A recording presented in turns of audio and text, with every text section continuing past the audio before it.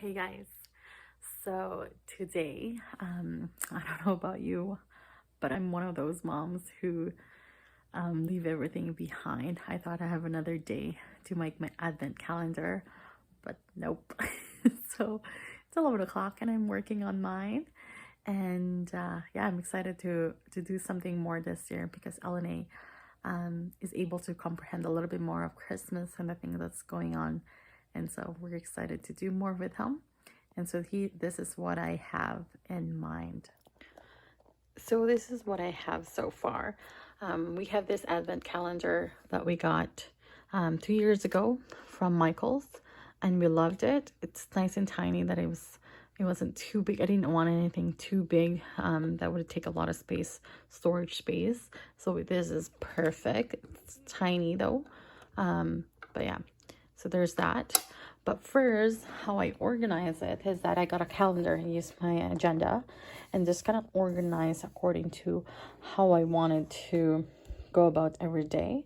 So we have some craft days, we have some service days, and for Christmas this year, we're adopting a family. And so we are going for shopping for them, making hampers for them and delivering for them, and just like different activities where we go into the county lights. Yeah, making a treat for the policemen from our bakes and stuff. I don't know if I have to check on that, but yeah, just different activities that we will be doing rather than just craft and like eating goodies all the time, right? And so this is what I've had. I organize it first, and then to keep the Christmas spirit, it was all about, like the Savior and Jesus Christ. And so I attach the scripture references of the things that we will be doing. And so this is an example of what I've done. I don't know if you can see, I've stuffed the paper in there, the blue paper. And then there's two. This is perfect for their small hands, but not so my stubble hands. So there's 2 chocolate in there now for Elena and Evelyn. So I think it is super fun for them to do. Elena loves doing this last year, and so I'm super excited to do it again and have Evelyn take part too. Even though she doesn't quite understand, she'll like the treat. Something to look forward to in the morning, but we don't have the treat until after the breakfast. So that's something that we do. So super excited this year because you gotta kind of have to spice it up. Especially with all the restriction that we have. We had to be more creative with what we do. So yeah, super fun.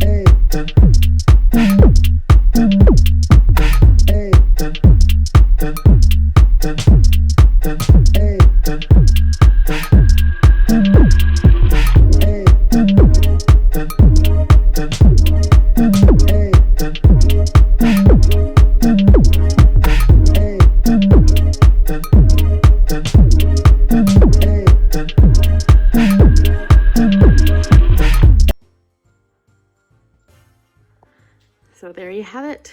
These are my final products. Like you could see, I've only have like 1, 2, 3, 4, 5, 6, 7 gifts for the next 25 days. And this is all the gift that they will be getting from us. And so our focus this year is for them to be able to experience giving. We know there's a lot of people that doesn't have much this year, and so we wanted to really go out. We have adopted family, we have donated things in the Philippines.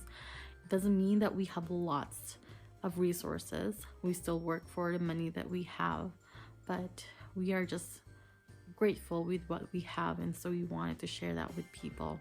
And so that's something that we wanted to teach our kids. And I'm like super tired, it's midnight, but I finished it. And so I hope you guys like it. Comment below if you have any other suggestion, things that you do with your kids that you want to share with me. I'm always open to suggestion, and like things that you do with your family during Christmas season. Maybe comment that below, because I would love to, as my kids grow up, I wanted to create tradition. And so this is something that me and John wanted to do, keep this for a long time. We hope that this will last us forever. Yeah, we wanted to create a Christmas of giving this year, and giving thanks with what we have. And we wanted our kids to be able to do that and experience that, because like it's tough right now with a lot of people, and we wanted to give light and give back. That's mainly the theme of our year, to be able to give back. And so yeah, let us know, comment below, and don't forget to subscribe. See you later.